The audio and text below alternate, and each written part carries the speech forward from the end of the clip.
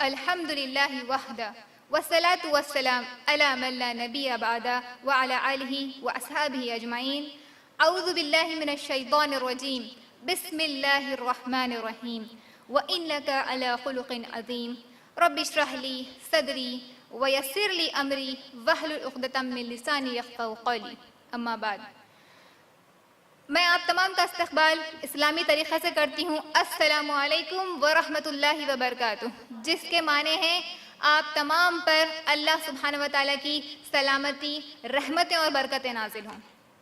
انشاءاللہ میری بہنوں، آج میری تقریر کا عنوان ہے اسلامی آداب یا زندگی کے آداب.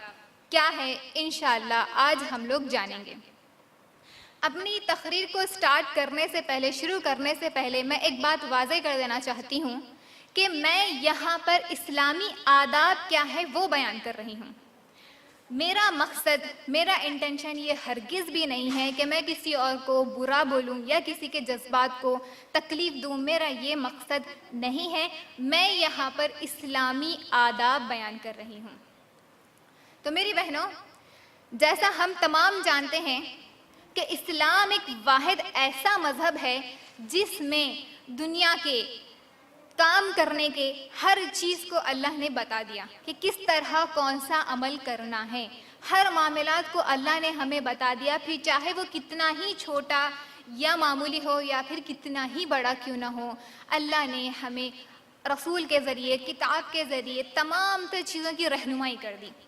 اگر ہم ہماری زندگی کے معاملات کو اسلام کے مطابق گزاریں گے، جس طریقے سے اللہ نے حکم دیا، جس طریقے سے نبی صلی اللہ علیہ وسلم نے کی سنت ہے، اس طریقے سے گزاریں گے تو بے شک ہمیں اس کا بے شمار فائدہ ہے. دنیاوی اعتبار سے بھی فائدہ ہے، جسمانی اعتبار سے بھی فائدہ ہے اور اخروی اعتبار سے بھی فائدہ ہے، یعنی آخرت کے اعتبار سے بھی ہمیں اس کا فائدہ ہے. اب چاہے وہ ہماری زندگی کی ضروریات ہی کیوں نہ ہوں. مثال کے طور پر، اب ہمیں پیاس لگ رہی، پانی پینا ہے. پانی پینا کیا ہے؟ ہماری ضرورت ہے. پیاس ہمیں لگ رہی اور پانی پینے کی ضرورت ہمیں ہے. اگر ہم اس پانی پینے کو سنت کے طریقے کے مطابق پئیں گے تو ہمیں اس سنت پر عمل کرنے کا اجر و ثواب ملے گا.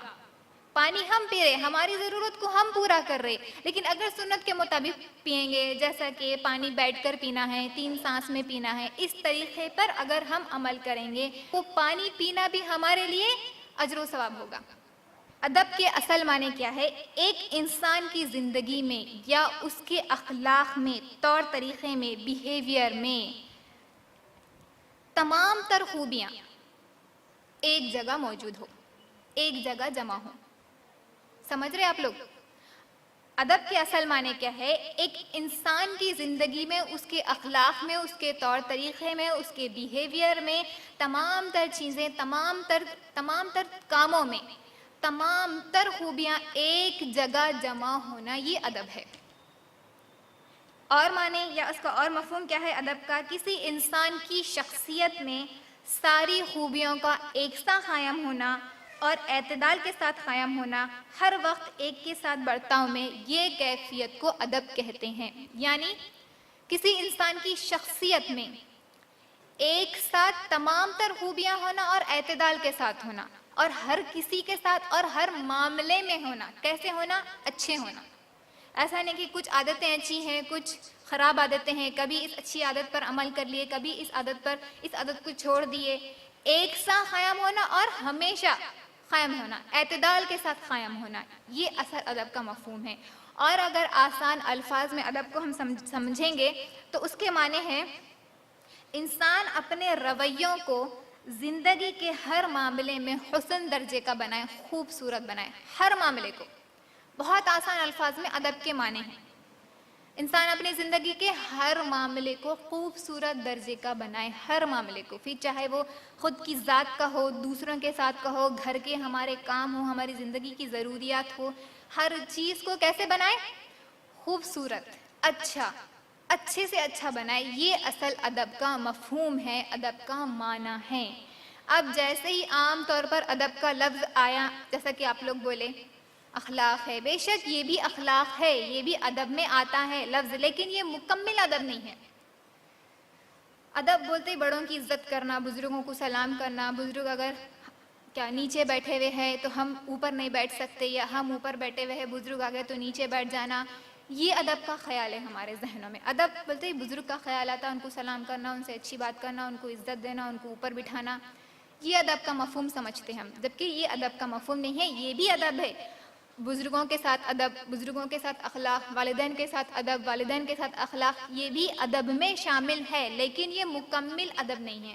مکمل ادب وہ ہے جو انسان اپنی زندگی میں اور خود کی ذات میں تمام تر خوبیوں کو, ہر معاملے میں تمام تر خوبیوں کو لے کر آئیں, اس پر عمل کریں, تو وہ اصل مکمل ادب ہے. کہ سو کر اٹھنے کے آداب کیا ہے. اب سو گئے ہم, اب ہمارے دن کی شروعات, دن کی ابتدا اٹھنے سے ہو رہی, تو اصل اٹھنے کے آداب کیا ہے انشاءاللہ وہ بیان کروں گی. کہ نبی صلی اللہ علیہ وسلم سب سے پہلے کب اٹھتے تھے. نبی صلی اللہ علیہ وسلم کب اٹھتے تھے. ابو داؤد کی روایت ہے, ماں عائشہ فرماتی ہیں رسول صلی اللہ علیہ وسلم رات کی نماز کے لیے اس وقت بیدار ہوتے جب آپ مرغ کی آواز سنتے تو بیدار ہو جاتے. مرغ کی آواز سنتے تو نبی صلی اللہ علیہ وسلم نیند سے بیدار ہو جاتے, یعنی کہ اٹھنے کا وقت. اور آپ لوگوں کو معلوم مرغ کب آواز کرتا, کب بانگ دیتا, تہجد میں. آپ غور کریں, وہ مرغ جو بالغ ہو, ایسا نہیں جو نیا سیکھ رہا تو وہ ہمیشہ آواز کرتے رہتا, وہ نہیں, جو ایک وقت پر آواز کرتا, تہجد کے وقت وہ آواز کرتا, تو نبی صلی اللہ علیہ وسلم اس وقت جاگتے, یعنی تہجد کے وقت جاگتے. اور ہماری صبح کب ہوتی, تہجد تو دور, فجر کے آخر وقت میں بھی ہماری صبح نہیں ہوتی. اللہ اکبر. اصل وقت نبی صلی اللہ علیہ وسلم تہجد میں اٹھتے. اور نبی صلی اللہ علیہ وسلم نے فرمایا کہ جب مرغ آواز دے تو اسے برا نہ کہو, کیونکہ وہ دیکھتا ہے جو تم نہیں دیکھتے, یعنی کہ مرغ فرشتوں کو دیکھتا ہے جو ہم نہیں دیکھ سکتے. اللہ نے ہمیں وہ استطاعت یا وہ ویسی آنکھیں عطا نہیں کی کہ ہم شیطان کو, جنات کو, فرشتوں کو دیکھ سکے. ہم نہیں دیکھتے, وہ لوگ دیکھتے, اسی لیے وہ آواز کرتے. تو مرغ جب آواز دیتا یعنی کہ وہ فرشتے کو دیکھتا, تو اس وقت نبی صلی اللہ علیہ وسلم اٹھتے, یعنی کہ وہ تہجد کا پہلا وقت, افضل وقت میں آواز کرتا, تو نبی صلی اللہ علیہ وسلم اس وقت جاگتے. مسلم کی روایت, رسول صلی اللہ علیہ وسلم تہجد کے لیے نیند سے بیدار ہوتے تو حجرے سے باہر آتے اور آسمان کی طرف دیکھتے اور سورہ آل عمران کی آخری 10 آیتیں پڑھتے. نیند سے کب بیدار ہوئے نبی صلی اللہ علیہ وسلم, تہجد کے وقت, مرغ کی آواز سن کر. اب اس کے بعد اٹھنے کے بعد جو عمل کرے نبی صلی اللہ علیہ وسلم, اپنے حجرے سے باہر نکلے, یعنی کہ کمرے سے یا گھر سے باہر نکل کے ہم آسمان کی طرف دیکھتے, اور کیا کرتے, وہ سورہ آل عمران کی آخری 10 آیتیں پڑھتے. آج ہمارے گھروں میں آنگن نہیں ہے, گھر چھوٹے ہیں, اکثر یہ بہت دیکھنے میں آ رہا, تو ہم کیا کریں, گیلری میں جا سکتے, یا بالکنی, جسے بالکنی بھی کہتے ہیں, بالکنی میں جا کے آسمان کو دیکھ سکتے. یا کسی کے گھر میں پارکنگ ایسی ہوتی ہے کہ آسمان نظر آتا, آسمان کو دیکھ کر ہم اس کے بعد جو عمل کرنا ہے, سورہ آل عمران کی آخری 10 آیتوں کو پڑھنا ہے. رسول صلی اللہ علیہ وسلم فرماتے ہیں جو شخص نیند سے بیدار ہوتا تو وہ اپنا ہاتھ سیدھا پانی کے برتن میں نہیں ڈالنا چاہیے جب تک کہ 3 بار وہ اپنے ہاتھ کو نہ دھو لیں. اس کے بعد کا عمل, وضو کے لیے اٹھتے, وضو کرتے, تو اس سے پہلے ہاتھوں کو دھونا ہے, اپنے ہاتھ کو ڈائریکٹ پہلے. اب الحمدللہ نلوں کی سہولتیں ہیں, فیسلٹی ہے, یہ ہمیں نل کھولے آسانی سے ہم دھو لے سکتے. اس زمانے میں نلوں کی فیسلٹی, سہولتیں نہیں تھی, تو بڑے برتن میں پانی جمع ہوتا تھا, تو ہم کیا کریں, نیند سے اٹھتے فوری اس برتن میں, پانی کے برتن میں ہاتھ نہ ڈالیں, بلکہ 3 بار تھوڑا پانی لے کر ہاتھ دھو لیں, کیونکہ ہم نہیں جانتے کہ رات میں ہم نے ہمارے ہاتھ کہاں لگائے. غفلت ہوتی ہے نیند کی, ہم سو جاتے ہیں, ہمیں معلوم نہیں ہوتا کہ ہم کہاں لگائے. کبھی ہم کھجا لیتے, خراش کر لیتے, کبھی کان میں انگلی کر لیتے, ناک میں انگلی کرتے, کبھی اپنی شرمگاہ کو چھیتے. یہ علم نہیں ہے ہمیں, کیونکہ ہم غفلت میں ہوتے ہیں. اور اس سے فائدہ کیا ہوگا اگر آپ ویسے ہی ہاتھ سے کیا کریں, ڈائریکٹ برتن میں ہاتھ ڈبا دیے. اگر آپ کو کوئی الرجی رہی, کچھ بیماری لگی ہوئی رہی, تو وہ پانی مکمل خراب ہو جائے گا, اور پھر دوسرے بھی اس سے کیا ہوگے, بیمار ہو جائے گے, انہیں بھی وہ کیا ہو جائے گا, وہ بیماری لگ جائے گی. تو اسی لیے احتیاطاً یہ ہائیجین کے لیے، یہ پاکی کے لیے ہمیں سب سے پہلے 3 بار اپنے ہاتھوں کو دھو لینا ہے.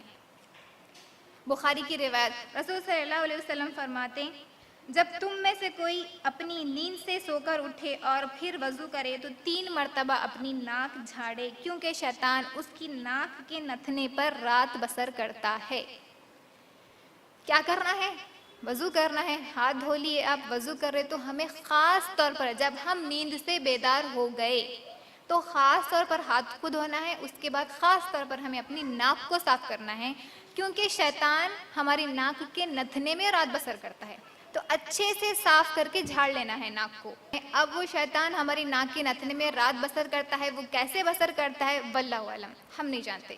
اللہ نے کہا، نبی نے کہا کہ اس طریقے سے بسر کرتا ہے. وہ بسر کرنے کی کیفیت کیسی ہے ہم نہیں جانتے. تو ہمارا کام ہے، ہمارا ایمان ہے، بسر کرتا تو بسر کرتا. اب ہم آپ کو حکم دیا گیا کہ ناک کو جھاڑیں، تو ناک کو جھاڑ لینا چاہیے. اس کے بعد نبی صلی اللہ علیہ وسلم کیا کرتے؟ مسواک کرتے، وضو کرتے، اس کے بعد مسواک کرتے. ابو داؤد کی روایت، ماں عائشہ فرماتی ہیں میں وضو کا پانی اور مسواک رکھ دیا کرتی تھی تو آپ صلی اللہ علیہ وسلم استنجا کرنے کے بعد مسواک کیا کرتے تھے. مسواک مطلب ہمارے پاس کس کو بولتے؟ برش کرنے کو بولتے ہیں. نہیں، اس کو بولتے ہیں اکثر، لیکن اصل مسواک کیا ہے؟ مسواک ایک قسم کی لکڑی ہے، اس کا نام مسواک ہے. اس لکڑی سے دانتوں میں صفائی کرنا، وہ مسواک ہے. تو نبی صلی اللہ علیہ وسلم مسواک کرتے تھے. برش کرنا غلط عمل نہیں ہے، بالکل کر سکتے آپ، لیکن مسواک کرنا ایک سنت ہے اور اس کے اتنے فائدے ہیں، اللہ اکبر. میں مسواک کے بارے میں پڑھ رہی تھی، اس کے فائدے کیا ہے، تو ویسے تو بہت زیادہ اس کے فائدے ہیں، اور وہ تمام فائدے پڑھ کر میں بہت حیران ہو گئی کہ مسواک دیکھا گیا تو اتنا چھوٹا عمل ہے نا، بہت آسان عمل ہے، بہت معمولی عمل ہے مسواک کرنا، لیکن اس کے اتنے زیادہ فائدے، میں بہت حیران ہو گئی. جس میں سے ایک فائدہ یہ تھا کہ مسواک کرنا، جس کو عادت رہتی مسواک کرنے کی، تو اس میں فائدہ یہ تھا کہ روح کے نکلنے میں آسانی ہوتی. اللہ اکبر. مسواک کرنے سے ایک فائدہ بتا رہی ہوں میں، جو مجھے بہت حیرانی ہوئی پڑھ کر کہ اتنا بڑا فائدہ، وہ بھی اتنے معمولی عمل سے. مسواک کرنے سے کیا فائدہ ہے؟ ایک فائدہ، روح کے نکلنے میں آسانی ہوگی. تو آپ لوگوں کو معلوم ہوگا کہ جب نبی صلی اللہ علیہ وسلم کا انتقال کا وقت تھا تب وہ مسواک کرنا چاہتے تھے. اتنا بڑا فائدہ ہے مسواک کا، اور ہم اسے معمولی سمجھ کے چھوڑ دے رہے، ان سنتوں پر عمل نہیں کر رہے. تو نبی صلی اللہ علیہ وسلم کا کیا معمول تھا؟ مسواک بھی وہ کیا کرتے تھے. اس کے بعد جو عمل کرتے تھے، تہجد کی نماز پڑھتے تھے نبی صلی اللہ علیہ وسلم. اور اس کے بعد کیا کرتے تھے؟ امی عائشہ فرماتی ہیں کہ وہ انہیں نماز کے لیے اٹھاتے. دوسروں کو اٹھانا یہ ہمارا فرض ہے. ہم گھر میں ہماری نماز پڑھ لیتے، ہمارے شوہر نہیں سنتے، والدین نہیں سنتے، بچے نہیں سنتے، ہم پڑھ لیتے، خاموش ہو جاتے. آپ خود تو اپنے آپ کو بچا لے رہے جہنم کی آگ سے، اپنے اہل و عیال کو کیوں نہیں بچا رہے؟ جس طرح نبی صلی اللہ علیہ وسلم امی عائشہ سے کہتے کہ اے عائشہ اٹھو اور وتر پڑھ لو، نماز پڑھ لو، یہ عمل ہوتا. تو نبی صلی اللہ علیہ وسلم تہجد کے وقت اٹھتے، اور ہماری صبح فجر کے آخر وقت میں بھی نہیں ہوتی. اور اکثر اللہ اکبر میں نے ایسا دیکھا کئی گھرانوں میں کہ فجر کے عین وقت پہلے سو جاتے، پوری رات جاگتے، اور فجر کا وقت ہونے والا ہے سو جاتے. بالکل ایسا ہوتا ہے، اور اس کے اوپر کسی کو ذرا برابر شرمندگی بھی نہیں ہے. ابھی اس کو بہت فخر کی بات سمجھ لے رہے. ہمارے پاس لیٹ نائٹ سسٹم ہے، نائٹ آؤٹ سسٹم ہے. یہ بہت غلط بات ہے میری بہنوں، یہ بہت غلط بات ہے. فجر کے عین وقت میں سو جا رہے، رات بھر جو من مرضی آئی کیا، اب اس کے بعد سو گئے. نہ عبادت کا ہوش، نہ زندگی کا ہوش، نہ خود کا ہوش، کچھ بھی نہیں. بس اپنی زندگی عیش و عشرت میں گزارنے کے چکر میں ہم یہ وہ غلط کام کر رہے. اس میں سب سے زیادہ نقصان ہمارا ہی ہے، ہم یہ چیز نہیں سوچتے. کیسے؟ رات بھر جاگ رہے آپ، تو آپ کی صحت اچھی رہ سکتی؟ نہیں رہ سکتی. آپ کا دن اچھا گزر سکتا؟ نہیں گزر سکتا. آپ کو مینٹلی بھی ڈسٹربنس ہوتا، سائیکولوجیکلی بھی آپ کے اوپر اثر ہو سکتا، ہم نہیں جانتے. اللہ نے جو نظام ہمیں دیا ہے اس میں ہمارے لیے فائدہ ہی فائدہ ہے، جیسا میں نے پہلے بیان کیا، جسمانی اعتبار سے بھی ہے، روحانی اعتبار سے بھی ہے، اور آخرت میں اخروی اعتبار سے بھی بہت زیادہ اس کا فائدہ ہے۔ تو نبی صلی اللہ علیہ وسلم کا معمول تھا امی عائشہ کو اٹھاتے، اور ہمیں بھی چاہیے کہ ہم دوسروں کو بھی عبادت کے لیے اٹھائیں۔ اور اس کے بعد نبی صلی اللہ علیہ وسلم بیدار ہو کر، اور روایت میں بھی آتا ہے کہ وہ کیا کرتے، دعا پڑھتے جیسے ہی نیند سے بیدار ہو گئے۔ بیدار ہونے کے بعد جو دعا ہمیں پڑھنا ہے، نیند سے بیدار ہوتے وقت کی دعا جو ہے، الحمدللہ الذی احیانا بعد ما اماتنا والیہ النشور، میں جو بھی دعائیں بولوں گی آپ کو وہ تمام اس کتاب میں موجود ہیں۔ حصن المسلم اس کا نام ہے۔ میں اکثر سب کو کہتی ہوں کہ ہر مسلمان کو یہ مکمل کتاب یاد ہونی چاہیے۔ اس میں اتنی بے شمار دعائیں ہیں، اتنی بے شمار حفاظت کے اس میں دعائیں ہیں جو ہر مسلمان کو یاد ہونی چاہیے۔ تو جو دعا نبی صلی اللہ علیہ وسلم نیند سے بیدار ہوتے جو دعا پڑھتے، اللہ کی تعریف بیان کرتے، وہ دعا اس میں موجود ہے، اور بھی مزید دعائیں ہیں۔ تو نیند سے بیدار ہونے کی جو دعا میں نے ابھی بتائی آپ لوگوں کو، الحمدللہ الذی احیانا بعد ما اماتنا والیہ النشور، اس کے معنی ہیں ہر قسم کی تعریف اللہ ہی کے لیے ہے جس نے ہمیں زندہ کیا بعد اس کے کہ اس نے ہمیں مار دیا تھا، اور اسی کی طرف اٹھ کر جانا ہے۔ اس کا ترجمہ کبھی غور کریں آپ لوگ، اس میں کیا بیان کیا جا رہا، جس نے ہمیں زندہ کیا، زندہ یعنی ہم تو زندہ ہی ہے، پھر کیسا زندہ ہو گئے، اور بعد اس کے کہ اس نے ہمیں مار دیا تھا۔ آپ لوگوں کو معلوم نیند آدھی موت ہے، اور موت مکمل نیند ہے۔ جب انسان سو جاتا ہے تو اللہ اس کی روح نکال لیتا ہے، تو ہم نیند یعنی کہ آدھی موت ہے۔ اب اللہ کا اختیار، اللہ اس بات کا اختیار رکھتا کہ چاہے تو وہ روح واپس کرے یا پھر نہ واپس کرے۔ کئی ایسے لوگ ہیں جو نیند میں مر جاتے ہیں، ان کی آنکھ خبر میں کھلتی۔ تو ہمیں اللہ کی تعریف بیان کرنا ہے، اللہ کا شکر ادا کرنا ہے کہ موت کے بعد اللہ تو نے مجھے پھر سے زندہ کیا تاکہ میں تیری عبادت کر سکوں، اپنے نیک اعمال بڑھا سکوں، اپنی ضرورتوں کو پوری کر سکوں۔ یہ ہمیں اللہ کی تعریف بیان کرنا ہے، ہم نہیں کرتے۔ صبح ہو رہی، شام ہو رہی، عمر یوں ہی تمام ہو رہی، ایسا ہو رہا ہمارا معمول۔ کبھی ہم پڑھیں نیند سے اٹھے، فوری اٹھنے کے بعد اللہ کی حمد و ثنا بیان کریں، نیند سے اٹھنے کے بعد نیند کے بیدار کی دعا پڑھیں، نہیں پڑھتے۔ ہمیں نہیں معلوم، ہم نہیں پڑھتے، پھر ہم ہماری نسلوں کو، ہماری اولاد کو کہاں سے سکھائیں گے؟ تو یہ چیزوں کا علم ہونا، جیسا کہ ہو گیا نماز پڑھ لی، اب قضاء حاجت کے آداب کیا ہیں؟ فرسٹ پوائنٹ ہو گیا سو کر اٹھنے کے آداب جو تھے وہ یہ تھے۔ اب اس کے بعد قضاء حاجت کے یعنی کہ بیت الخلاء کے، ٹوائلٹ کے کیا آداب ہے، یہ بھی انشاءاللہ اب ہم دیکھیں گے۔ اکثر لوگ بولتے ہیں کہ یہ بولنے کی بات ہے، یہ گندی باتیں کرنے کی ہے، علم کے معاملے میں بالکل نہیں شرمانا ہے۔ جب اللہ نے ہمیں بتایا تو ہم کیوں اس کو غلط سمجھیں؟ ہم کیوں یہ سوچیں کہ یہ کیسی گندی باتیں کر رہے ہیں، یہ بھی بولنے کی بات ہے کہ یہ بھی سکھانے کی بات ہے کہ نہیں؟ میری بہنوں، جیسا کہ میں نے بیان کیا، اللہ نے ہر معاملے میں ہماری رہنمائی کی، کیوں؟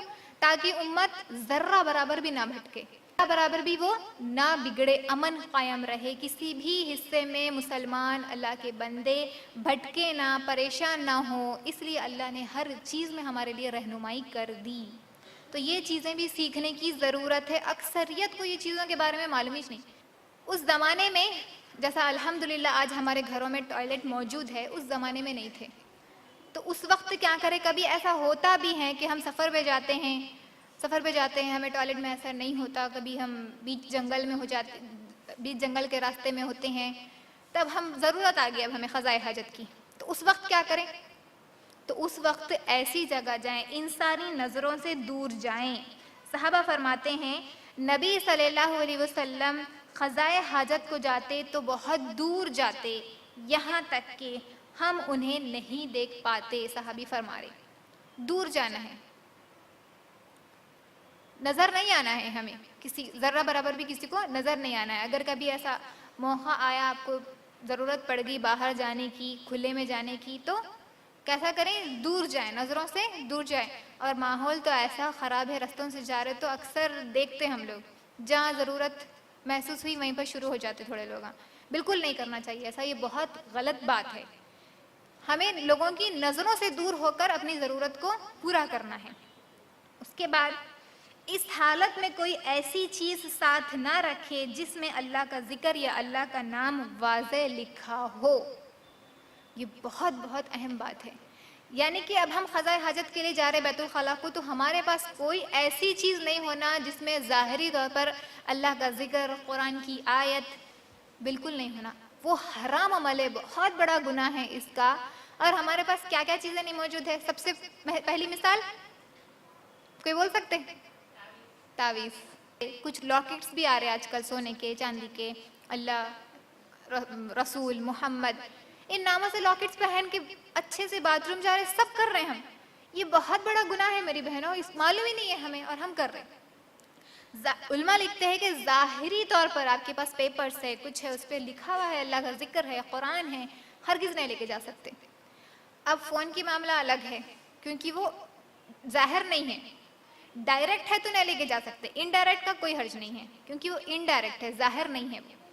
تو فون میں بولتے نا اینڈرائڈ ہے ہمارے پاس، اب اس میں کیا بولتے ہیں، قرآن ہے، اسلام 360 ہے، کیا باتھ روم میں نہیں لے کے جانا، یہ اس کا معاملہ نہیں ہے. ظاہری طور پر ڈائریکٹ فارم میں اگر آپ کے پاس لکھا ہوا ہے تو آپ ہرگز بھی لے کر نہیں جا سکتے. جیسا کہ نبی صلی اللہ علیہ وسلم کے پاس ایک انگوٹھی تھی جس کے اوپر لکھا ہوا تھا محمد الرسول اللہ. نبی صلی اللہ علیہ وسلم کے پاس یہ تھی. وہ کیا تھی انگوٹھی؟ جس سے نبی صلی اللہ علیہ وسلم مہر ڈالتے تھے، سٹیمپ تھا وہ. تو جب وہ جاتے قضاء حاجت کے لیے تو نکال کر صحابہ کو دے دیتے تھے. نہیں لے کر جا سکتے ہم لوگ بالکل بھی. تو اس بات کا احتیاط رکھنا چاہیے. اس بات سے ایک بات یاد آ گئی، میرا اسکول کا واقعہ. میری ایک فرینڈ تھی، ان کے پاس پین تھا. ہم لوگ باتھ روم میں تھے، یہ باتھ روم میں ڈسکشن ہو رہا تھا ہمارا. ان کے پاس ایک پین تھا، پین میں پیپر ریپ تھا. تو میں ان کو بولی یہ پیپر کہیں کو لے کر آئے، سلپ لے کر آئے، آپ چیٹنگ لے کر آئے، پکڑے جاتے نا، کتنا آسانی سے دکھ رہا، یاد نہیں کرے کیا؟ میں پوچھ رہی ہوں ان کو. تو انہوں نے بولے نہیں نہیں یہ چیٹنگ نہیں ہوتی، اس میں ہے نا ہمارے ممی کیا کرے، مولانا کے پاس گئے تھے، میرے کو ایگزامس اچھے نہیں جا رہے وہ، تو اس پہ دعا پڑھائے یہ پینوں کے اوپر اور اس میں قرآن کی آیت لکھی ہوئی ہے. وہ پین لے کے انہوں باتھ روم میں ہے. ہمارے والدین کر رہے یہ عمل، بچی پاس ہو جانا بول کے پین پہ دعا پڑھائے اور اس میں قرآن کی آیت لکھی ہوئی ہے. یہ کیسا ہے میری بہنوں؟ یہ ایسا کرنے سے کیا پاس ہو جاتی لڑکی؟ ویسا ہو تو پھر ہر کوئی پینوں میں سلپاں لگا لے کے قرآن کی آیتوں کے پاس ہو جاتے تھے. پھر اتنی محنت کرنے کی یہ دنیا میں کمپٹیشن کی ضرورت ہی نہیں رہتی تھی. پھر ماں باپ کر رہی ہے عمل. میری فرینڈ بول رہے، میں بولی اللہ اکبر، یہ بہت غلط کام ہے، ایسا نہیں. پھر میں ان کو سمجھائی ماں باپ کر رہے، بچی پاس ہونا بلکہ کیا کیا کی کر دے رہے، جو کہ بہت بہت غلط ہے، یہ بہت بڑا گناہ ہے. اس کے بعد جیسے ہی اب ہم بیت الخلاء میں جا رہے تو ہمارا لیفٹ لیگ پہلے ڈالنا ہے، بایاں پیر پہلے ڈالنا ہے. یہ نہیں معلوم، سیدھا سپیڈ میں رہتے فوری چلے جاتے سپیڈ کے ساتھ، رائٹ لیفٹ کچھ بھی تمیز نہیں کرتے. سب سے پہلے لیفٹ لیگ ڈالنا ہے، پھر جو دعا پڑھنا ہے اللہم انی اعوذ بک من الخبث والخبائث، دعا پڑھ کے لیفٹ لیگ ڈال کے جانا ہے. ٹھیک ہے؟ اگر ان کیس بھول گئے آپ دعا پڑھنا تو اس وقت کیا کرنا ہے؟ ہمیں دل میں پڑھنا ہے، زبان سے ادا نہیں کرنا ہے. زبان سے ادا نہیں کرنا ہے ورنہ وہ حرام عمل ہو جائے گا. بالکل نہیں ہم زبان سے ادا کر سکتے، وہ زبان سے ادا کرنا حرام ہے. دل میں پڑھ لینا کیونکہ دل کے معاملے کو اللہ معاف کرنے والا ہے، واللہ عالم. ٹھیک ہے؟ یہ جو دعا ہم پڑھے اللہم انی اعوذ بک من الخبث والخبائث، اس کے معنی کیا ہے؟ اے اللہ میں تیری پناہ چاہتی ہوں خبث اور خبیث سے، یعنی کہ جنات کے جو خراب جنات ہوتے ہیں، جو برے جنات ہوتے ہیں، ان کے میل اور فیمیل، مذکر مؤنث، خبث خبائث کے، ان سے پناہ چاہتی ہوں. کیونکہ وہ لوگ کیا کرتے ہیں، جب انسان ننگا ہوتا ہے قضاء حاجت کے وقت تو وہ انہیں تاڑتے ہیں، دیکھتے ہیں، گھورتے ہیں. تو اس وقت بھی کیونکہ ہم غیب کی بات نہیں جانتے، ہم نہیں دیکھ رہے ہیں، اللہ نے حفاظت بتا دیا. زمین سے قریب ہونے سے پہلے اپنے کپڑے کو نیچے یا اوپر نہ کرے. کچھ جگہوں پہ ایسا ہو سکتا ہے کہ مرد اور عورتوں کے کپڑوں میں کسی کپڑوں کو قضاء حاجت کے لیے اوپر کرنا پڑتا، کسی کو نیچے کرنا پڑتا، اور عموماً نیچے کرنا ہی پڑتا. تو جب تک ہم قریب میں نہ جائیں، زمین کے قریب نہ جائیں یا باتھ روم میں نہ جائیں، نہیں نیچے کرنا ہے. اس کے بعد جب ہم بیت الخلاء کے لیے بیٹھیں تو ہمارا چہرہ اور پیٹھ قبلے کی طرف نہ ہو. اب کیسا ہمارے گھر میں باتھ روم ہماری پیٹھ قبلے کی طرف ہے، منہ قبلے کی طرف ہو رہا ہمارے باتھ روم جو ہمارے گھر میں ہے. یہ بند میں حرج نہیں ہے، اس کی بند ہے اگر باتھ روم تو کوئی حرج نہیں ہے۔ اب اگر آپ کھلے میں ہیں، میدان میں ہیں، جیسے کہ سفر میں ہیں، ضرورت پڑ گئی، تو اس وقت خیال رکھنا ہے قبلے کی طرف ہماری پیٹھ بھی نہیں ہونا اور ہمارا چہرہ بھی نہیں ہونا۔ اور آج کل الحمدللہ بہت زیادہ سہولتیں ہیں فونوں کی، لوکیشن آن کر کے آپ قبلے کا ڈائریکشن دیکھ سکتے ہیں، یہ احتیاط کر لینا ہے۔ کھلے میں اگر آپ ہے تو آپ کو قبلے کی طرف آپ کی پیٹھ اور منہ نہیں کرنا ہے۔ بند ہے اگر، جیسا کہ گھروں میں باتھ رومز موجود ہیں، تو کوئی حرج نہیں ہے۔ اس کے بعد بیت الخلاء میں گفتگو نہ کریں، یہ عمل تو اتنا عام ہے، اللہ اکبر۔ مسند احمد کی روایت ہے، 2 آدمی قضائے حاجت کے لیے جائے تو ایک دوسرے سے چھپ کر بیٹھیں اور آپس میں ایک دوسرے سے بات نہ کرے، کیونکہ اللہ ان پر ناراض ہوتا ہے۔ اور باتھ روم میں بات کرنے کا معاملہ آج کل تو اتنا زیادہ ہے کہ خصوصاً فون لے کے جاتے ہیں ہمارے پاس اور گھنٹوں بیٹھتے باتھ روم میں، اب پورے چیک کرتے، واٹس ایپ چیک کرتے، انسٹا چیک کرتے، فیس بک چیک کرتے، ریلز دیکھتے، شارٹس دیکھتے، باتھ روم میں بیٹھ کے۔ آپ فون کے کوئی لے کے جائے تو ریلیکس، انٹرٹینمنٹ، وہ ریلیکس کرنے کی پلیس ہے۔ یہ کون سا ریلیکس کرنا ہے کا طریقہ ہے مجھے نہیں سمجھ میں آتا۔ اکثر لوگ کرتے، خصوصاً مرد حضرات کرتے یہ عمل، باتھ روم میں فون لے کے جاتے، اب کال آ گیا تو کال پہ بات بھی کرتے، اب وہ بات میں سبحان اللہ، الحمدللہ، ماشاء اللہ، اللہ اکبر، باتھ روم میں بیٹھ کے وہ تمام اذکار بھی بولتے رہتے۔ حرام عمل ہے، باتھ روم میں ہرگز بات نہیں کر سکتے۔ بچے بھی بات کرتے، ان کو تاکید کرنا، چھوٹے بچے، کہ نہیں بیٹے بات نہیں کر سکتے آپ باتھ روم میں، اور ہمارے پاس اس کو معلوم ہی نہیں ہے، فون اسپیشلی لے کے جا کے یہ عمل کرتے۔ تو اس حرکت سے بچنا ہے، کیونکہ اللہ اس سے ناراض ہو جاتا ہے، اور اللہ کی ناراضگی لے کر کہاں جا سکتے؟ سیدھا جہنم میں۔ اس کے بعد جو عمل ہے استنجا کرنا ہے، یعنی کہ بیت الخلاء میں طہارت کے جو معاملے ہیں، طہارت لینا ہے۔ اب ہم فارغ ہو گئے، طہارت لینا ہے تو طہارت صرف پانی سے لے سکتے، اگر پانی موجود نہ ہو تو مٹی کے ڈھیلوں سے لے سکتے۔ اس ایسی کوئی چیز استنجا کے لیے استعمال نہ کریں جو انسانی کام کی ہو یا کھانے پینے کی اشیاء ہو۔ طہارت کے لیے سیدھے ہاتھ کا استعمال نہ کریں۔ کون سے ہاتھ سے استنجا کرنا ہے؟ طہارت کون سے ہاتھ سے استعمال کرنا ہے؟ لیفٹ ہینڈ سے، سیدھے ہاتھ سے ہرگز بھی نہیں۔ یہ چیز بچوں کو سکھانا ہے۔ ہمارے بچے اکثر اپوزٹ کرتے، الٹا کرتے، سیدھے ہاتھ سے نہیں کھاتے، لیفٹ ہینڈ سے کھاتے، بچے اکثر کرتے ہیں، ان لوگوں کو علم نہیں، تو ہمیں سکھانا ہے سیدھے ہاتھ سے استنجا نہیں کریں، طہارت حاصل نہ کریں، بلکہ بائیں ہاتھ سے استنجا کریں۔ بخاری اور مسلم کی روایت، رسول صلی اللہ علیہ وسلم نے فرمایا، کوئی شخص اپنے سیدھے ہاتھ سے اپنی شرمگاہ کو نہ چھوئیں، اور جب وہ بیت الخلاء کو جائے تو طہارت کے لیے بھی سیدھے ہاتھ کو استعمال نہ کریں۔ تو لیفٹ ہینڈ سے ہمیں استعمال کرنا ہے، استنجا طہارت حاصل کرنا ہے۔ اس کے بعد جو عمل ہے، اب ہم فارغ ہو گئے، اب ہمیں بیت الخلاء سے نکلنا ہے۔ بیت الخلاء سے نکلتے وقت کون سا پیر پہلے ڈالیں گے؟ رائٹ۔ داخل ہوتے وقت لیفٹ لیگ پہلے، نکلتے وقت رائٹ پہلے ڈالیں گے۔ نکل کر جو دعا پڑھنا ہے بیت الخلاء سے نکلتے وقت کی دعا، جو بہت آسان اور بہت چھوٹی ہے، غفرانکا یا غفرانک کہہ سکتے۔ ہم اللہ سے دعا کریں کہ اللہ میں تیری مغفرت طلب کرتی ہوں۔ کھانے پینے کے آداب، یہ اکثریت اس میں اتنی غلطیاں ہوتی، ہم غور نہیں کرتے۔ نبی صلی اللہ علیہ وسلم فرما رہے ہیں، ہم وہ قوم ہیں جو بھوک لگنے پر کھاتے اور جب کھاتے ہیں تو سیر ہو کر نہیں کھاتے۔ ہمارے پاس معمول کیا ہے؟ 3 ٹائم برابر ہونا، اور کیسا کھانا ہے؟ جو اکثر لفظ بولتے، یہ لڑکوں سے اکثر سنا ہے، دبا کے کھانا ہے، پیٹ بھر کے ٹائٹ، اب سانس لینے نہیں آنا، حلق تک آنا کھانا، اتنا کھانا ہے۔ مومن کا معاملہ کیسا ہے کہ وہ بھوک لگنے پر کھاتا، اور کھایا تو اتنا کھانا کہ سیر ہو کر نہیں کھانا۔ مسلمان کے لیے لازم ہے کہ جب وہ کھانا کھائے تو حلال اور پاک چیز کھائے۔ سورہ بقرہ سورہ نمبر 2 کی آیت نمبر 172 میں اللہ نے اس کی دلیل دی ہے کہ جب مسلمان کی یہ چیز لازم ہے کہ جب وہ کھانا کھائے تو حلال اور پاک چیز کھائے۔ اور جب ہم کھانا کھائیں گے یا کوئی بھی چیز کھائیں گے تو 3 باتیں ہمارے ذہن میں ہونی چاہیے۔ پہلی چیز کہ جو چیز ہم کھا رہے وہ خود حلال ہونا، یعنی حلال چیزیں کھانا ہے ہم کو، جس سے اللہ نے حکم دیا کہ یہ چیزیں تم کھا سکتے ہو، حلال ہے۔ اور بعض اوقات ایسا ہوتا ہے کہ وہ چیز حلال ہوتی لیکن پھر بھی ہمارے اوپر کھانا حرام ہے۔ کیسے؟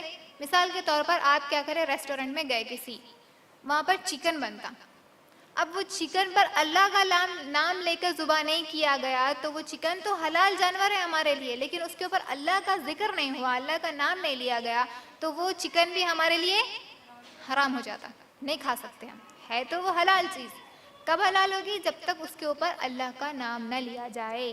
اور کئی ایسے ہم دیکھتے ہیں نظر و نیاز کرتے ہیں، درگاہوں پہ جاتے ہیں تو اللہ اکبر کے ساتھ ساتھ بسم اللہ اللہ اکبر کے ساتھ ساتھ ان کا بھی نام ایڈیشن کرتے، تو وہ کھانا حرام ہے، نہیں کھا سکتے ہم، حالانکہ وہ حلال چیز ہے، لیکن اس کے اوپر جو شرط تھے، جو اصول تھے، وہ بدل جانے کی وجہ سے وہ چیز ہمارے لیے حرام ہو جاتی. یہ پہلا اصول تھا. اس کے بعد جو چیز ہمیں کھلائی جا رہی وہ حلال کمائی سے ہو، یعنی کہ کوئی چیز کسی کی دعوت میں ہم گئے تو دھیان رکھیں کہ ان کی کمائی کیسی ہے، حلال ہے یا حرام ہے. کسی کی حلال کمائی نہیں ہے اور ہم ان کے پاس دعوت میں گئے اور کھا لے رہے تو پھر وہ ہمارا کھانا حرام ہے، نہیں کھا سکتے آپ. کسی کی اگر آپ کو معلوم ہے کہ ان کی کمائی حلال نہیں ہے تو آپ ان کے گھر کی دعوت قبول نہیں کر سکتے، ان کے گھر میں کھانا نہیں کھا سکتے.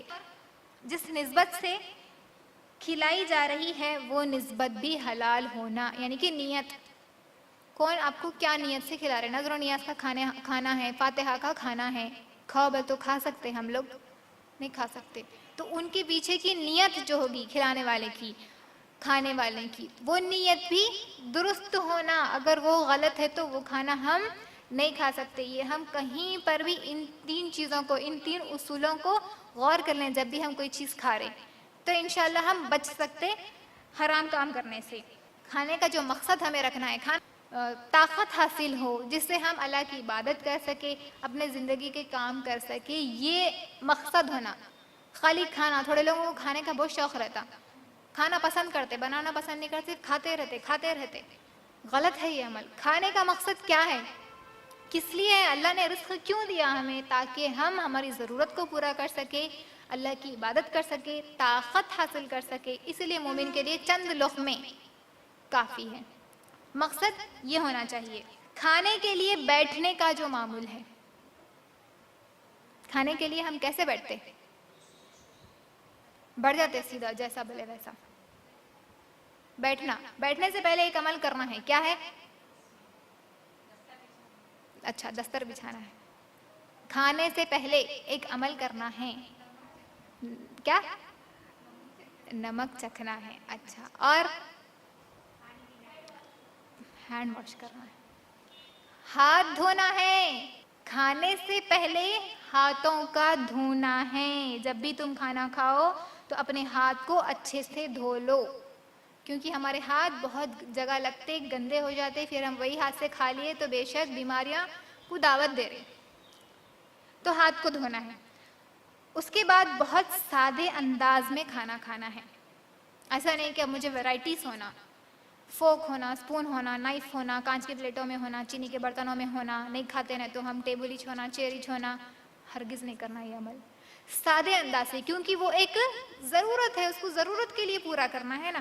اپنا تکبر، اپنا سٹیٹس دکھانے کے لیے نہیں ہے کھانا. لوگ کرتے، چیئر نہیں رہا، ٹیبل نہیں رہا تو نہیں بیٹھتے ہم. اچھی پلیٹس، کھانے کی چیزیں اچھی نہیں رہی تو نہیں کھاتے ہم. فورک ہی چھونا ہم کو، اسپون ہی ہونا ہم کو، نائف ہی چھونا. تو اس سے کھانے آتا ہم کو، ہاتھ سے ہم کبھی کھائے نہیں. یہ تکبر کی باتیں نہیں کرنا. مل گیا اچھی بات ہے. اس کا یہ مطلب نہیں ہے کہ یہ چیزیں حرام ہیں یا یہ چیزوں پہ آپ نہیں کر سکتے. نہیں، بالکل کر سکتے آپ، اگر آپ کو وہ چیزیں میسر ہے، اور آنی بھی چاہیے ہر چیز سے کھانے. کبھی ایسا ہوتا چلے جاتے ہم، ان کے گھر میں ٹیبل سسٹم ہی رہتا، نہیں آتا بول کے نیچے بڑھ جاتے کھانا کھانے کا. نہیں کھاتے ہم. آنا چاہیے، وہ بھی آنا چاہیے.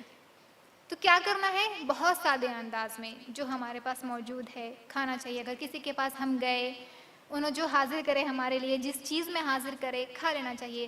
نبی صلی اللہ علیہ وسلم کے تعلق سے آتا کہ ایسا کچھ خاص طور پہ نبی صلی اللہ علیہ وسلم دستر بچھا کے، پلیٹاں رکھ کے کھائے، ایسا نہیں ہے. وقت ایسے بھی آئے کہ انہوں ہاتھ میں لے کر کھائے. نبی صلی اللہ علیہ وسلم چٹائی پر رکھ کر کھائے، روٹی کا ٹکڑا لے کر ایسے ہاتھ میں لے کر کھائے. پلیٹ نہیں منگایا، پلیٹ ہونا تو کھاتے نہیں، بہت سادے انداز میں کھائے.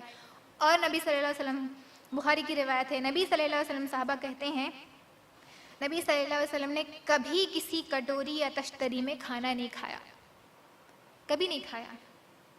کھا سکتے، اس کا یہ مطلب نہیں ہے کہ اب ہمارے لیے بھی وہ چیز جائز نہیں ہے، حرام ہے، نہیں، بالکل ہم کھا سکتے، لیکن خصوصاً یا اس کو اپنے اوپر فرض کر لینا یہ غلط بات ہے۔ کسی کے پاس ہوتا، کسی کے پاس نہیں ہوتا، کسی کے پاس غربت رہتی، کسی کے پاس اچھا رہتا، تو ہر چیز ہے ایڈجسٹ کرنا ہے۔ نبی صلی اللہ علیہ وسلم جس طرح کرتے تھے، ایک روایت میں ہے نبی صلی اللہ علیہ وسلم کے پاس ایک گلاس تھا یا مگ تھا، وہ ٹوٹ گیا، تو ہم کیا کرتے؟ ٹوٹ گیا اگر کوئی چیز تو ہمارے پاس پھینک دیتے۔ نبی صلی اللہ علیہ وسلم کیا کرے، اس کو جوڑے اور تار کی طرح اس کو چیز سے باندھے، جوڑ کر وہ گلاس یا مگ سے پانی پیا انہوں نے۔ اور ہمارے پاس اکثر کپوں میں ہوتا یہ معاملہ، ہوتا نہیں ہوتا، اوپر سے ذرا تھوڑا تھوڑا نکل جاتا، اندر سے چیریاں آ جاتے، تو کیا کرتے وہ کپ نہیں پینا، اس میں ٹوٹی ہوئی کپ میں نہیں پینا، برکت چلے جاتی، نحوسیت آتی، بیماریاں ہوتے۔ بالکل نہیں ہے، یہاں پر ٹوٹ گیا، نبی صلی اللہ علیہ وسلم اس کو باندھ کر استعمال کر رہے، اور ہمارے پاس یہ عقیدہ ہے ٹوٹے ہوئے برتنوں میں کھانا نہیں، پینا نہیں، نہ تو کیا ہوتی گھر کی ہے نہ سو برکت چلے جاتی، کہ دیوانہ باتیں لے کے بیٹھتے، یہ ہرگز نہیں کرنا ہے۔ بہت سادہ انداز میں جیسا موجود ہے اچھے سے اچھا راضی ہونا، کیونکہ یہ رزق ہمارے حق میں اللہ نے یہ رزق لکھا ہے، تو اس کے اوپر ذرہ برابر تکبر اور ریا نہیں دکھانا چاہیے۔ اس کے بعد اچھے سے بیٹھ کر کھانا کھائیں۔ بیٹھنے کا معمول، نبی صلی اللہ علیہ وسلم گھٹنوں کے بل بیٹھتے یا ایک گھٹنا اوپر کر لیتے۔ کھانا کھاتے ہو بیٹھنے کا طریقہ اکثریت کو نہیں معلوم۔ گھٹنوں کے بل مطلب نیز ڈاؤن نہیں، بچھا لیتے تھے گھٹنے کے بل اس طریقے سے، ران ایسا کہ نیچے پیر دو کے دو، ایک طریقہ ایسا، اور ایک اٹھا لیتے تھے پیر، لیفٹ پیر یا رائٹ پیر اٹھا لے کے بیٹھ سکتے، ایک بینڈ ہے ایک اٹھا ہوا ہے۔ گھٹنوں کے بل مطلب نیز ڈاؤن ہونا نہیں ہے، مکمل بیٹھ جانا ہے۔ اور بخاری کی روایت، نبی صلی اللہ علیہ وسلم نے فرمایا، صحابہ نے دیکھا کہ انہوں نے کبھی ٹیک لگا کر کھانا نہیں کھایا۔ ہمارے پاس اگر مثال کے طور پر زمین پر دفتر بچھائے تو دیوار کی سائڈ پہلے پلیس دیکھتے نہیں ہم لوگ، ٹیکا ہونا نہیں آتا بیٹھنے۔ وہ الگ بات ہے کہ آپ کی مجبوری ہے، آپ بیمار ہے، آپ کو سہارے کی ضرورت ہے، آپ کے لیے مشکل ہے بغیر ٹیک بیٹھنا، آپ بہت زیادہ وزن ہے آپ کا، وہ الگ الگ مجبوریاں ہو سکتی، اس وقت لگا سکتے، لیکن خاص طور پہ ٹیکا ہونا تو بیٹھتے ہم، کھانے نہیں آتا نہیں، تو یہ غلط عمل ہے۔ نبی صلی اللہ علیہ وسلم نے کبھی ٹیک لگا کر کھانا نہیں کھایا۔ اس زمانے میں رومیوں کا رواج تھا، یہ بادشاہوں کا رواج تھا کہ وہ لیٹ کر آرام سے ٹیک لگا کر کھاتے تھے۔ نبی صلی اللہ علیہ وسلم نے ایسا کبھی نہیں کیا، تو کوشش کریں کہ بغیر ٹیک کے کھائیں۔ اگر ضرورت ہے، مجبوری ہے، تو اس وقت اجازت ہے، لیکن اس کو خاص نہ کر لیں اپنے لیے۔ اس کے بعد حاضر چیزوں کو پسند کیجئے اور خواہ مخواہ اس میں عیب نہ نکالیں۔ حاضر چیزوں کو پسند کیجئے، یہ تو ہر گھر کا معاملہ ہے۔ دال بن گئی، اب بچے دال کئی کو بنائے نہیں کھاتے ہم، نبی صلی اللہ علیہ وسلم نے کبھی ایسا نہیں کیا۔ جو چیز حاضر کی گئی اگر پسند آتی تو کھا لیتے، پسند نہیں آتی تو خاموشی اختیار کر لیتے۔ ہمارے پاس معمول کیا ہے، ہرگز نہیں کھاتے، وہ ایک ٹائم کا کھانا ہم سکپ کر دیں گے، چھوڑ دیں گے، لیکن کھائیں گے نہیں۔ ایسا نہیں کرنا چاہیے ہرگز بھی۔ جو چیز اللہ نے آپ کے سامنے ظاہر کی کھانے کے لیے، جس میں اسے کھانا چاہیے، اس میں نقص نہیں نکالنا چاہیے، ورنہ کیا ہوگا، آج ہم قدر نہیں کر رہے۔ ان سے پوچھے جس کے پاس اتنا بھی نہیں ہے، کھانا چھوڑ دیتے ہم لوگ۔ اگر واقعی آپ کو کوئی چیز کھانے کا من ہے تو آپ بتا دیں گھر میں کہ یہ چیز پکائیں آپ، وہ چیز پکائیں آپ دوسرے وقت میں، لیکن وہ کھانے کو انکار نہ کریں۔ الحمدللہ ہمارے گھر میں ہم ہی بناتے ہیں نا، تو کھانا چاہیے، اور گھر میں بچوں کو سکھانا یہ چیز، ٹھیک ہے اب یہ کھا لو آپ، انشاءاللہ آپ کو اگلے وقت میں وہ چیز بنا کر دیں گے، ایسا۔ لیکن اسراف نہیں کرنا، وہ کیا ہوگا، پھینکنے میں جائے گا، ویسٹ ہوگا، ضائع ہوگا۔ ان سے پوچھیں جس کے پاس وہ چیز بھی میسر نہیں ہے کھانے کے لیے، کئی دنوں سے بھوکے ہیں، انہیں سکھائیں، انہیں تعلیم دیں کہ قدر کرو بیٹے، نہیں کریں گے قدر اس نعمت کی تو اللہ یہ نعمت چھین لے گا آپ سے۔ قدر کرنا بہت ضروری ہے۔ اس کے بعد خواہ مخواہ عیب نہ لگائیں، یہ ساس بہو میں ہوتا بہت زیادہ ہے نا، اچھا بنائے بھی تو یہ کم ہے یا تو یہ زیادہ ہے، نہیں، خواہ مخواہ عیب نہ لگائیں۔ کھانے کے لائق ہے بالکل کھا لیں، آپ کو پسند نہیں آ رہا خاموش ہو جائیں، لیکن عیب نہ لگائیں۔ اگر آپ سکھا رہے یا نصیحت کر رہے کہ اس وقت یہ چیز زیادہ ہو گئی، اگلی بار بنائیں تھوڑا کم ڈالو، ایسا نصیحت کر سکتے آپ۔ یا کسی کو سکھا رہے آپ پکانا تو انہیں سکھانے کے لیے بول سکتے کہ یہ غلط کرے آپ، یہ چیز اچھی نہیں بنی، یہ دونوں کے لیے اجازت ہے، خواہ مخواہ نہیں ہے عیب لگانا۔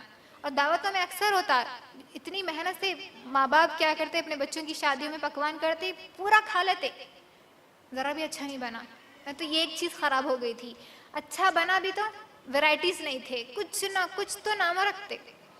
بہت غلط ہے یہ عمل، بہت غلط ہے. عیب نہیں رکھنا چاہیے کسی بھی معاملے میں. اس کے بعد ہو سکے تو کوشش کرے ساتھ مل کر کھانے کی، یہ بھی بہت بڑی سنت ہے. لیکن الگ الگ کھانا غلط نہیں ہے، حرام نہیں ہے، بالکل الگ بھی کھا سکتے، لیکن کوشش کرے ساتھ مل کر کھانے کی. ٹھیک ہے. نبی صلی اللہ علیہ وسلم کے دور میں ایسا ہوتا تھا کہ وہ اپنے غلاموں کو لے کر بیٹھ کر کھاتے تھے. اگر کوئی نیا شخص آ گیا اور دیکھتا تو انہیں معلوم نہیں ہوتا تھا کہ اس میں سے صحابہ کون ہے، مطلب نبی کون ہے، غلام کون ہے، نہیں سمجھ سکتے تھے. اپنے خادموں کو، اپنے نوکروں کو لے کر بیٹھ کر کھاتے تھے، اور ایسا کہ ان کو گراتے نہیں تھے.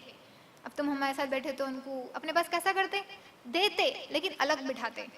بٹھائے بھی اگر تو ان کو پورا گرا دیتے. ہرگز نہیں کرنا ہے یہ عمل.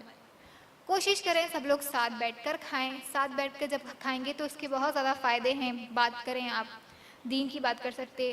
اپنے بچوں کے ساتھ اگر آپ کھانا کھا رہے تو ان سے دن بھر کا حال پوچھیں، آپ لوگ کیا سیکھیں، کیا کریں. اور آپ کو معلوم نبی صلی اللہ علیہ وسلم اکثر لوگ بولتے کہ کھانا کھاتے وقت بات کرنا نہیں کرنا، کرنا کرنا ضرورت پڑنے پر کرنا، کرنا. اور بالکل کر سکتے آپ کھانا کھاتے وقت بات، یہاں تک کہ نبی صلی اللہ علیہ وسلم صحابہ کے ساتھ ڈسکشنز کرتے تھے. بالکل کھانا کھاتے وقت بات کر سکتے. وہ بچوں کے لیے ہے، اس لیے کہ وہ لوگ اگر بات کریں گے، احتیاط نہیں کریں گے تو کھانا پھنسنے کے چانسز رہتے بچوں کو. تو ان کو بولتے کہ بیٹے کھانا کھاتے وقت بات مت کرو. لیکن بعد میں بتا دیں آپ بالکل بات کر سکتے. تو ذہن میں کیا چیز بڑھ جاتی؟ کھانا کھاتے وقت بات نہیں کرنا. کھانا نہیں کھا رہے ہم لوگ کیا کر رہے؟ جنگ لڑتے وقت بھی نہیں کرتے ہوں گے ویسا عمل، اس کو ویسا بنا دیا ذہنوں میں، کھانا کھاتے وقت بات نہیں کرنا. بالکل کر سکتے. اور سب کو ساتھ لے کر کھانے کی کوشش کرے، کیونکہ سب کے ساتھ کھانے میں برکت ہے. اس کے بعد اب ہم کھانے کی ابتدا کر رہے تو سب سے پہلے کیا کریں؟ بسم اللہ، اللہ کا نام لے کر کھانے کی ابتدا کریں. بغیر بسم اللہ کے اگر ہم کھائیں گے تو وہ کھانا ہمارے حصے میں نہیں بلکہ شیطان کے حصے میں چلے جائے گا.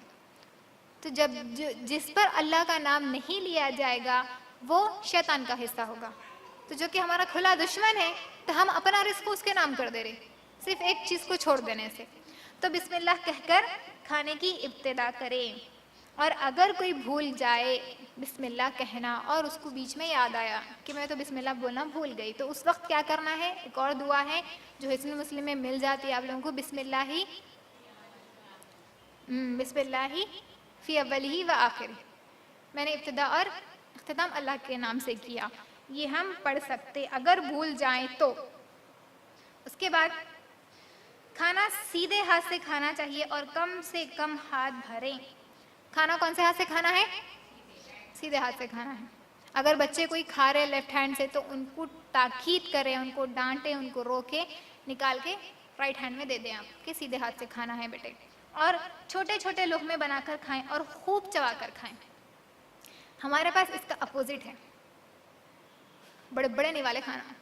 نہ تو موٹے کیسا ہوتے اور جلدی جلدی کھانا، نہیں تو دعوت میں چلے جاتا دوسرے لوگ ڈال لیتے جلدی جلدی کھاؤ، بڑے بڑے نہیں والے کھاؤ. اللہ اکبر. نہیں، کیسے کھانا ہے؟ چھوٹے چھوٹے لقمے بنانا ہے اور خوب چبا کر کھانا ہے. اس کی کوانٹیٹی تعداد نہیں بتائی کہ کتنے بار چبانا ہے، لیکن خوب چبانا ہے. سائنٹیفکلی بھی اگر ہم دیکھیں تو بہت زیادہ فائدے ہیں کہ دعا بھی کیا کرتا ہمارے کھانے کو چبانے میں اور نگلنے میں آسانی کرتا، اور ہضم کرنے میں بھی اس سے آسانی ہوتی زیادہ چبانے سے، کیونکہ اس میں زیادہ مکس ہوگا، وہ پھر آسانی ہوگی ہمارے لیے ڈائجسٹ کرنے کے لیے. تو پلیٹ کے سامنے سے کھانا ہے، بیچ میں سے نہیں کھانا. ابھی ہماری پلیٹ ہے، ہمارا فیس پلیٹ کے اس سائڈ ہے، تو سامنے سے کھانا ہے، بیچ میں سے یہاں سے ادھر سے تھوڑا ادھر سے تھوڑا اٹھا کے نہیں کھانا ہے. سٹارٹنگ سے سامنے سے کھاتے ہوئے بیچ تک جانا ہے، بیچ سے کھاتے ہوئے آخر تک جانا ہے. بچے کر لیتے ایسا ہے نا، کہیں سے بھی اٹھا لے کے منہ میں ڈال لیتے پلیٹ میں. تو ان کو سکھائیں کہ سامنے سے کھاتے ہوئے پیچھے تک جائیں، کیونکہ برکت بیچ میں اترتی، برکت بیچ میں اترتی. اسی لیے سامنے سے کھاتے ہوئے بیچ تک جائیں، بیچ سے پھر آخر تک کھائیں، اور مکمل پلیٹ کو صاف کر کے اور اپنی انگلیوں کو بھی اچھے سے صاف کر کے کھانا کھائیں. اور اکثر لوگ انگلیوں کو صاف کرنا پسند نہیں کرتے، مطلب پورا چاٹ لینا نہیں ہے پورا تھوک لگا کے، ایسا نہیں کرنا ہے. لگ گیا صاف کر لینا ہے اچھے سے. اب چاہے تو آپ اس طریقے سے کر کے ویسے بھی کھا سکتے، چاہے تو زبان سے صاف کر سکتے. اتنا کچھ لوگ ایسی آوازیں نکالتے کہ آگے والے کو بہت کراہیت ہوتی، ویسے نہیں کرنا ہے. اس میں کیا ہوگا؟ برکت ہے، کیونکہ نبی صلی اللہ علیہ وسلم ترمذی کی روایت ہے، تم نہیں جانتے، اللہ فرماتا ہے کہ تم نہیں جانتے کہ تمہارے کس دانے میں اللہ نے برکت رکھی. اب مثال کے طور پر انگلیوں پہ کچھ دانے لگے ہوئے تھے، ہم چھوڑ دیے، ہاتھ دھو لیے. اگر وہی دانوں میں برکت تھی تو ہم نہیں جانتے اللہ نے ہمارے کس حصے میں برکت رکھی، چلے جاتا، وہ ضائع ہو جاتا. اور اگر گر بھی جائے تو اسے بھی اٹھا کر کھانا ہے اگر وہ صاف ہے تو. گرم کھانے کو پھونک کر نہیں کھانا چاہیے. یہ بھی معلوم ہے ہمیں بات، لیکن اکثر ہم لوگ کرتے، معلوم رہتا اس کے بعد بھی کرتے. بچوں کو کھانا کھلانا ہے، گرم گرم لے کے پھونکا مار مار کے منہ میں ڈالتے. نہیں. پانی کے برتن میں جب تم پانی پیو تو 3 سانس میں پیو اور اس میں سانس نہیں چھوڑنا. اور گرم ہرگز نہیں کھانا، کیونکہ گرم کھانا جہنمیوں کی علامت ہے. ترمذی کی روایت جیسا کہ ہے کہ نبی صلی اللہ علیہ وسلم نے پانی میں پھونک مارنے سے منع کیا. یہ ترمذی کی روایت تھی. اس کے بعد پیٹ کو مکمل بھر کر نہ کھائیں، جیسے میں نے بتایا. ابن ماجہ کی روایت، نبی صلی اللہ علیہ وسلم فرماتے ہیں انسان کے پیٹ سے بدترین کوئی برتن نہیں جو کبھی بھرتا ہی نہیں. پھر فرمایا ابن آدم کے لیے چند لقمے کافی ہے جو اسے کھڑا رکھ سکے، اور اگر زیادہ کا شوق ہے تو 1/3 کھاؤ، 1/3 پانی کے لیے اور 1/3 خالی. یہ اصل طریقہ ہے. چند لقمے کافی ہے، اور اگر زیادہ کا شوق ہے تو کتنا کھانا ہے؟ 1/3. 3 روٹیوں کا شوق ہے آپ کو، 3 روٹیوں کی بھوک ہے تو 1 روٹی کھانا ہے، 1 روٹی کی جگہ پانی ہے اور 1 روٹی کی جگہ خالی ہے. سمجھے؟ ایک ایگزامپل بتا رہی میں آپ لوگوں کو. 9 روٹیوں کی آپ کی بھوک ہے تو 3 کھانا ہے روٹیاں، 3 کا حصہ پانی کا ہے اور 3 خالی رکھنا ہے. ایسا 3 کی بھوک ہے تو 3 ہی نہیں کھا لینا ہے. زیادہ کا شوق ہے تو یہ اجازت دی گئی، ورنہ چند لقمے انسان کو زندہ رہنے اور باقی کی چیزیں کرنے کے لیے کافی ہے. اب اس کا یہ مطلب نہیں ہے کہ اب انہوں اتنا بول دیا اب میں ڈائٹ مینٹین کرتی ہوں. سب کی الگ الگ ضرورت، سب کی باڈی لینگویج الگ رہتی، سب کی الگ الگ ضرورتیں رہتی، سب کا کھانا پینا الگ رہتا.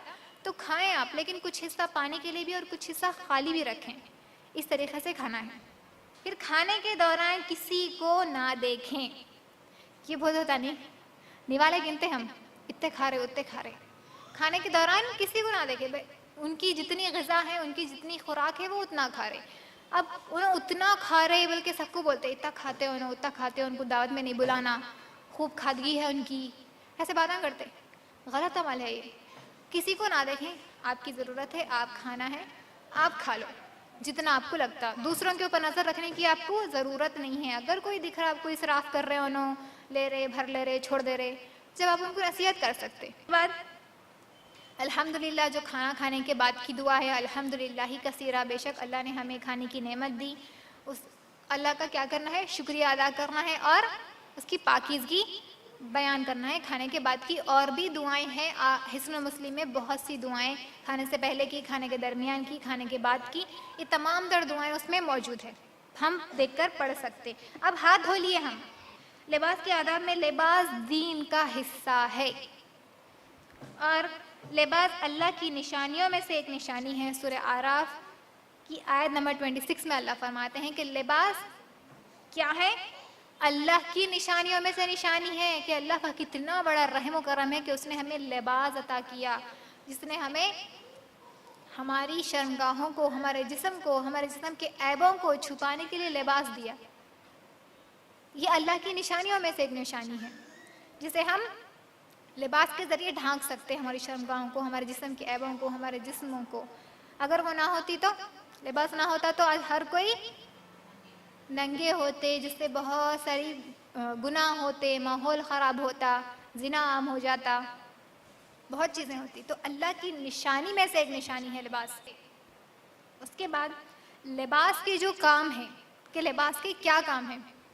لباس شرمگاہ کے حصوں کو ڈھانکنے کے لیے ہے. 4 کام ہیں سب سے اہم لباس کے. جب بھی ہم لباس پہنے، لباس خریدیں یا کسی کو لباس دیں تو یہ 4 باتوں کا ہمیں ذہن میں رکھنا چاہیے کہ اصل لباس کا مقصد کیا ہے. تو لباس کا مقصد شرمگاہ کے حصوں کو ڈھانکنے کا ہے. دوسرا، انسان کو زینت عطا کرنے کا ہے، اور وہ زینت سب کے لیے نہیں، ہر ایک کے لیے الگ الگ ہے. بیوی ہے تو وہ زینت صرف شوہر کے لیے، اور زینت صرف شوہر کے لیے. اور وہ لباس ایک بہت بڑا حصہ اس میں ہے، ایک رول انجام دیتا ہے لباس ہماری زینت کو بڑھانے کا، یہی کام ہے اس کا۔ اس کے بعد لباس کا ایک اور مقصد کیا ہے؟ سردی گرمی سے محفوظ رکھتا ہے لباس ہمیں۔ موسم ہے بہت سی جگہ، کئی جگہ سردی ہی ہے، کئی جگہ گرمی ہی ہے، تو وہاں پر سردی گرمی کی حفاظت کے لیے اللہ نے ہمیں لباس عطا کیا، یہ اس کا ایک اور مقصد ہے۔ اس کے بعد شرم و حیا کی حفاظت کرنے کا یہ بھی ایک مقصد ہے، جیسا کہ میں نے بیان کیا کہ شرمگاہوں کو چھپانے کا ذریعہ ہے لباس۔ یہ تمام تر لباس کے مقصد تھے۔ اب لباس پہنتے وقت کون سی دعا کرنا ہے؟ بسم اللہ ہی لباس پہنتے وقت اور نیا لباس پہنتے وقت دعا ہے، وہ دعا یہ ہے، بسم اللہ بھی ہے، اس کے علاوہ اور مزید دعائیں بھی ہے۔ اب جب ہم کپڑے پہن رہے تو سب سے پہلے پہنتے وقت رائٹ سائڈ سے پہنیں گے، اور کوئی بھی ہم کام کر رہے تو رائٹ سائڈ سے۔ نبی صلی اللہ علیہ وسلم اکثر رائٹ سائڈ سے کیا کرتے تھے، چاہے ان کو بال بنانا ہو تو رائٹ ٹو لیفٹ جاتے تھے، سیدھے سے بائیں جاتے تھے، دائیں سے بائیں، رائٹ ٹو لیفٹ جاتے تھے۔ کنگھی کرنا ہے، ناخن نکالنا ہے، سرما لگانا ہے تو پہلے سیدھی آنکھ، اس کے بعد بائیں آنکھ، تو پہلے سیدھی طرف سے پہننا ہے۔ آپ شرٹ پہن رہے تو پہلے سیدھا ہاتھ، اس کے بعد لیفٹ ہینڈ، اس طریقے سے۔ اور نکالتے وقت کون سی دعا پڑھنا ہے؟ نہیں معلوم، اکثریت کو نہیں معلوم، بسم اللہ ہے پہنتے وقت بھی نکالتے وقت بھی۔ پہننے کی اور بھی دعائیں ہیں لیکن چھوٹی دعا بسم اللہ پہن لیے، بسم اللہ نکال دیے، نکالتے وقت لیفٹ سائڈ پہلے۔ اب آپ نکال رہے کوئی ڈریس، مثال کے طور پہ یہ گلوز نکال رہے تو پہلے لیفٹ، پھر رائٹ، پہن رہے تو پہلے رائٹ پھر لیفٹ، اس طریقے سے۔ یہ پہننے کے اور نکالنے کا طریقہ تھا لباس کا۔ یہ سونے کا وقت اصل کیا ہے؟ عشاء کے بعد سونے میں تاخیر نہ کریں، اور ہمارے پاس عشاء کے بعد صبح ہوتی ہے نا۔ نوجوان لڑکوں کو دیکھ لو آپ، عشاء کی نماز تو پڑھتے نہیں، عشاء تک سوتے رہتے، عشاء ہو گئی سیدھا اٹھے باہر چلے گئے، چبوتروں پہ بیٹھنا، وہ چوراہوں پہ بیٹھنا، یہ عمل کرتے۔ نبی صلی اللہ علیہ وسلم نے فرمایا کہ عشاء کے بعد غیر ضروری تاخیر نہ کرے سونے میں۔ اب ضرورت ہے، آپ کو ہاسپٹل جانا ہے، کسی سے ملاقات ہے، کسی کا انتقال ہو گیا، کچھ بھی ہو گیا، ضرورت کے تحت، مجبوری کے تحت آپ جاگ سکتے، رہ سکتے، لیکن بے وجہ نہیں کر سکتے۔ ہمارے نوجوان ایسے ہو گئے کہ عشاء کے بعد ان کی صبح ہوتی اور وہ لوگ اپنی رات چبوتروں پہ گزارتے، ایسے گزارے کہ بیچ میں چبوترا مشن نکلا تھا بچوں کو، نکلا تھا۔ یہ ہو گیا مسلمان قوم کا۔ اور رات کے وقت مسلمان علاقوں میں ہر طرف لائٹیں چلتی، دکانیں چالو رہتی، سب کو معلوم ہمارے مسلمانوں کا ایریا آ گیا، کیوں؟ تو یہ تمام چیزیں ہوتی اس میں۔ ہم نے اپنی پہچان کو الٹا کر لیا۔ وہی غیر مسلمانوں کے علاقوں میں جاؤ، عشاء سے پہلے ہی سو جاتے وہ لوگ۔ عشاء کی نماز پڑھ کر بغیر تاخیر کرے سو جانا ہے۔ بخاری اور مسلم کی روایت ہے، رسول صلی اللہ علیہ وسلم نے فرمایا، نماز عشاء سے پہلے نیند اور بعد میں باتیں کرنا پسند نہیں کیا۔ عشاء سے پہلے سونا نہیں ہے، عشاء کے بعد باتیں نہیں کرنا ہے۔ اور اکثر محفلیں بیٹھتی عشاء کے بعد ہی، لیٹ نائٹ سب ہوتا، یہ عمل بالکل نہیں کرنا ہے۔ اس کے بعد باوضو کوشش کرے کہ باوضو ہو کر سوئیں۔ بخاری اور مسلم کی روایت، رسول صلی اللہ علیہ وسلم نے فرمایا، صحابہ کو حکم دیا کہ جب تم سونے کے لیے بستر پہ آؤ تو وضو کر کر سو، جس طرح نماز کے لیے کرتے ہو، باوضو ہو کر سونا ہے، کوشش کریں وضو کر کے سوئیں۔ اس کے بعد پہلے دائیں کروٹ لیں اور دائیں ہاتھ کو سرہانہ بنائیں، اور اس کے بعد بائیں کروٹ بدل جائے تو کوئی بھی حرج نہیں۔ کیسے سونا ہے؟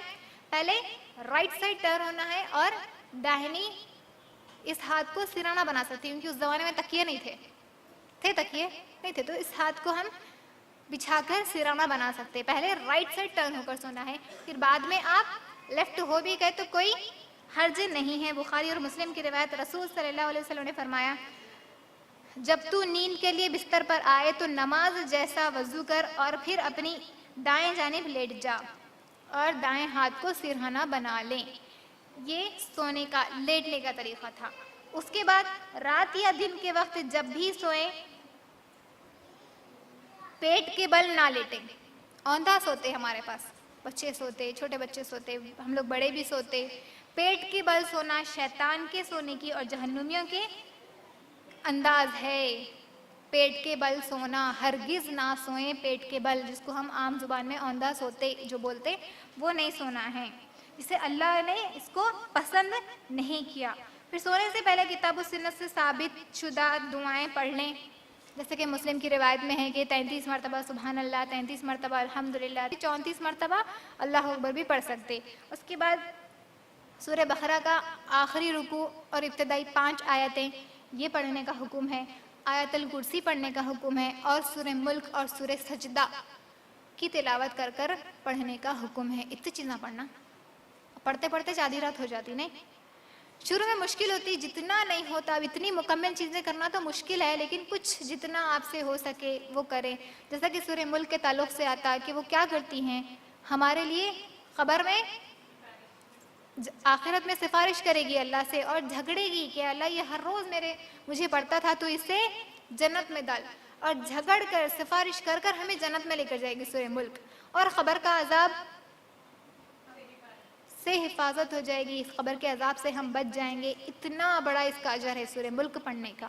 تو یہ موضتین پڑھیں، یہ آیتیں پڑھیں، یہ دعائیں پڑھیں، تو انشاءاللہ آپ کا سونا، آپ کا اٹھنا، آپ کا چلنا، آپ کا کھانا، آپ کا پینا، آپ کا پہننا، آپ کا اوڑھنا، ہر چیز اگر آپ اس سنت کے مطابق ذہن میں یہ چیز سوچ لے کہ یہ تمام تر چیزیں سنت ہے جو مجھے کرنا ہے، ہمارے لیے میری زندگی کا طریقہ ہے، اس طریقے سے اگر آپ کریں گے تو تمام تر چیزیں آپ کے لیے ثواب اور اجر ہوگی، تو آپ کی مکمل زندگی نیکی اور اجر میں گزرے گی انشاءاللہ۔ اسی کے ساتھ میں اپنی بات کو ختم کرتی ہوں۔